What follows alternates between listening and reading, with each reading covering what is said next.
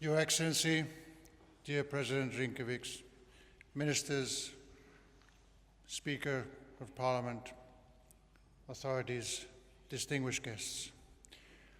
I did prepare this speech in English, but I trust that in the next occasion I come to visit the country, I will be able to speak in Spanish and you will all understand. Confío en que la próxima vez que visitemos el país podamos hablar también en español. We're very fortunate to have landed in Riga on June 24th, Jāņi Day, a very special date in Latvian calendar. One of the well-known traditions of Jāņi is to wear wreaths, made of oak leaves and as a symbol of strength.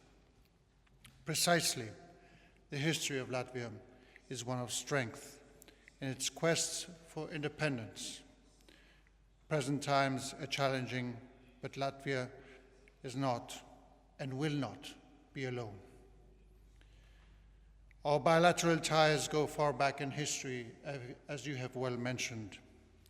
Spain today and for the future is determined to continue working with Latvia to intensify our educational, cultural, economic, and scientific relations, together with a progressive increase in tourist flows.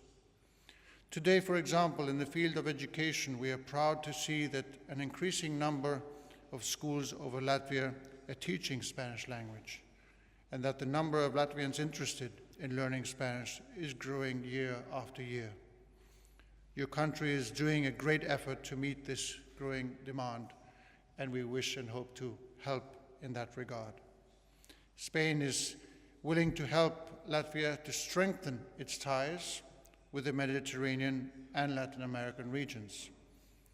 In the same way, Latvia is key for our presence in this Baltic region. Spain is convinced of the value and opportunities that becoming a stable and strong partner with Latvia will bring, not only in terms of our security and regional cooperation, but also in the search of concerted economic development. Something that is already happening with the participation of Spanish companies in the great infrastructure project that Rail Baltica represents for the region and for the whole of the European Union. This outstanding European project can be the first milestone in a road of many other common economic projects. Many Spanish companies are global leaders in their sectors and could contribute to the common development of our economies and joint welfare. Mr. President, our countries are both members of the NATO alliance, and it is precisely in the framework of NATO where many men and women of the Spanish armed forces are part of the joint effort to protect Latvia and our common European borders from external aggressions. The Spanish Army contingent in Adasi military base with the Enhanced Forward Presence Battle Group, which we will later visit today.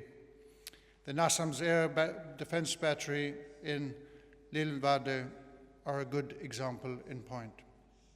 The Spanish Air Force, the F-18 fighters today of the Baltic Air Policing Mission stationed in Lithuania, our Navy's aircraft carrier Juan Carlos I and the frigate Álvaro de Bazán, part of the Daedalus 24 combat group we visited in Tallinn, Estonia,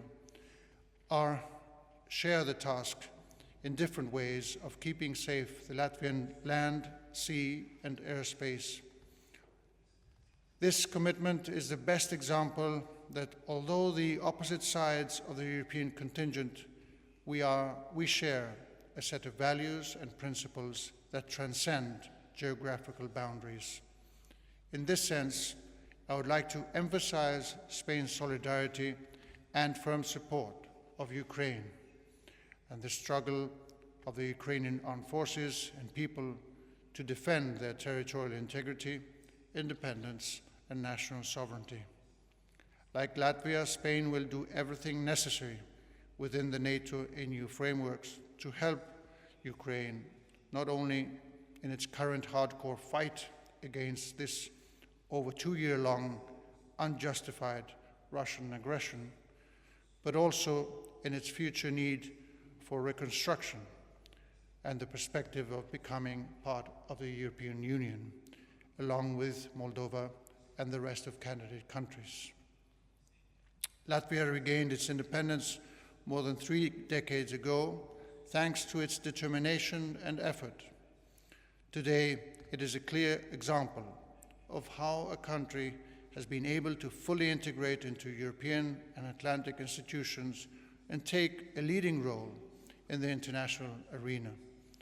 As a small contribution to Latvia's admirable effort in this sense, Spain fully endorses its candidacy to become a first-time member of the UN Security Council for the term of 2026-2027. Mr. President, Latvia may always count on Spain to contribute whatever solidarity or cooperative efforts are necessary for the good of our countries and the future of Europe. I therefore raise my glass in honor of Your Excellency, in honor of the Latvian people, and of the excellent relations that unite our 2 countries. And allow me to say in your own language, prieka.